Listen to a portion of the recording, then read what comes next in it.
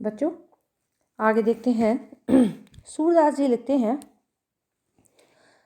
कि अखियाँ हर दर्शन की भूखी, कैसे रहें रूप रस रांची, ये बतियाँ सुन रूखी। अवधि गनत एक टक मग जोवत, तब एती नहीं झूकी। अब इन जोग संदेशन ऊधो, अति अकुलानि दुखी। बारक वह मुँह फेर दिखाओ, दुहि पे पीवत पतोखी। सूर सिकत हट नाव चलायो, यह सरता है सूखी। गोपियाँ कहती हैं कि उद्धव यही समझ लो कि हमारे नेत्र भगवान कृष्ण के दर्शनों के भूखे हैं। वे दर्शन करने को लालायित हैं। कृष्ण के रूप और उनकी आनंदमयी लीलाएं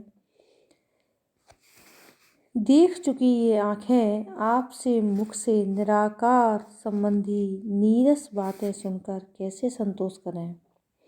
अखियाँ हर दर्शन की भूखी, हे उद्धव हमारी आँखें तो भगवान कृष्ण को प्राप्त करने के लिए ही भूखी है। इन आँखों ने कृष्ण के दर्शन कर लिए हैं और उनके दर्शन के ही लालायित है कृष्ण के रूप में, क्योंकि कृष्ण की इन्होंने आनंदमयी लीलाएं देख चुकी हैं।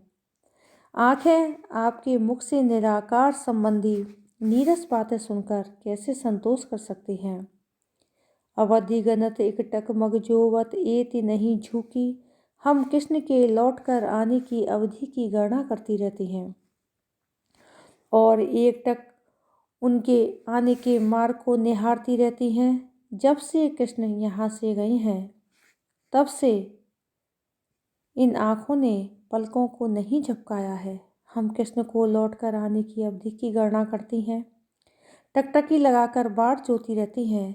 फिर भी ये आँखें इतनी नहीं दुखी थीं, तब हम में कृष्ण के प्रति इतनी खींच झिलाहट नहीं थी जितनी कि अब आपकी बातें सुनकर हो रही हैं। गोपिकाएं कहती हैं कि तुम तो कटे पर नमक छिड़कने जैसा कार्य कर रहे हो। हम तो पहले से ही विरह की अग्नि में चल रही थी।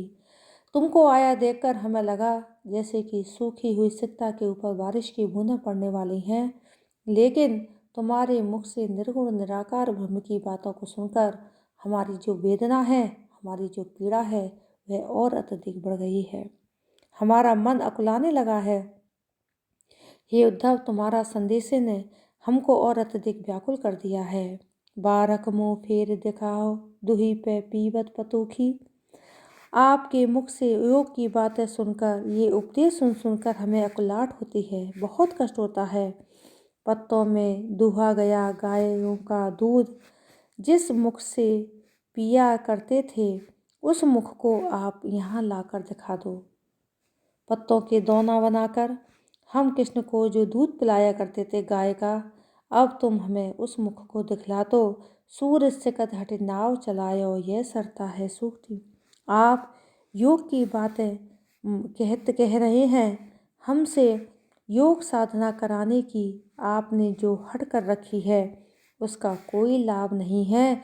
यह तो वैसा ही सिद्ध होगा जैसे कि सूखी नदी में नाव चलाने की व्यर्थ हट करना है। जिस तरह से सूखी नदी में बालू के ऊपर नाव नहीं चलाई जा सकती, उसी तरह से तुम्हारे योग का असर हमारे ऊपर नहीं पड़ने वाला है, क्योंकि हम मन कर्म वचन से कृष्ण के प्रेम में पूर्णता के साथ डूबी हुई हैं।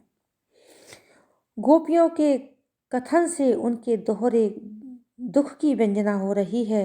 एक तो उनके जीवन के सर्वस्व कृष्ण का वियोग कष्ट दे रहा है, और दूसरे निराकार संबंधी उद्धव जो सखा का उपदेश लेकर आए हैं, वह आग में घी डालने जैसा कार्य कर रहा है। गोपिकाएं कृष्ण के प्रति बचपन से ही संपर्क में रही हैं, इसलिए वह उद्धव से स्पष्ट कह देना चाहती हैं कि हमें तो केवल कृष्ण को लाकर दिखा दो और हमें जीवन में कुछ भी प्राप्त करने की लालसा नहीं है। काहे गोपीनाथ कहावत, जो पे मधुकर कहत हमारे गोकुल काहे न आवत। सपने की पहचान जान के हमई कलंक लगावत, जो पे श्याम कोबरी रिबुझे सो किन नाम धरावत। ज्यों गजराज काज के अवसर औरे दसन दिखावत, कहत सुनन को हम है उधव सूर्य अंत बिरमावत।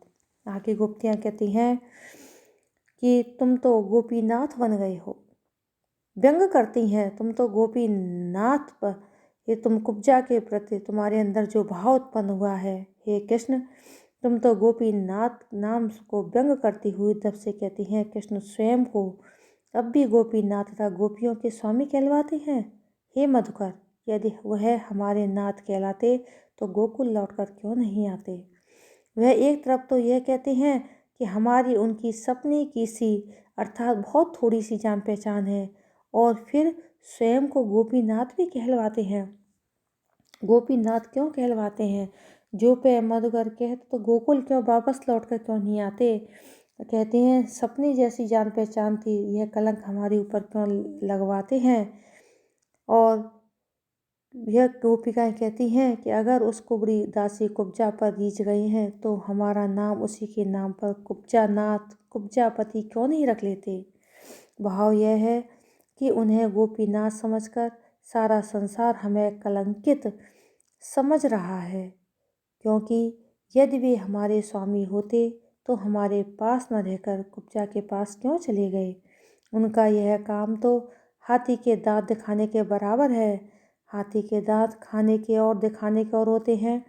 कृष्ण की कथनी और करनी में दोनों में अंतर है।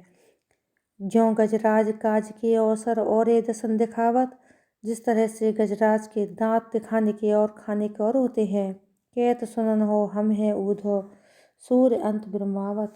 आगे कहती हैं गोपिकाएं, कहने और सुनने के लिए हम हैं, तुम्हारी बातों को सुनने के लिए हम हैं, तुम्हारे निर्गुण निराकार ब्रह्म को स्वीकार करने के लिए यह हम हैं, और स्वयं कहीं और निवास करते हैं।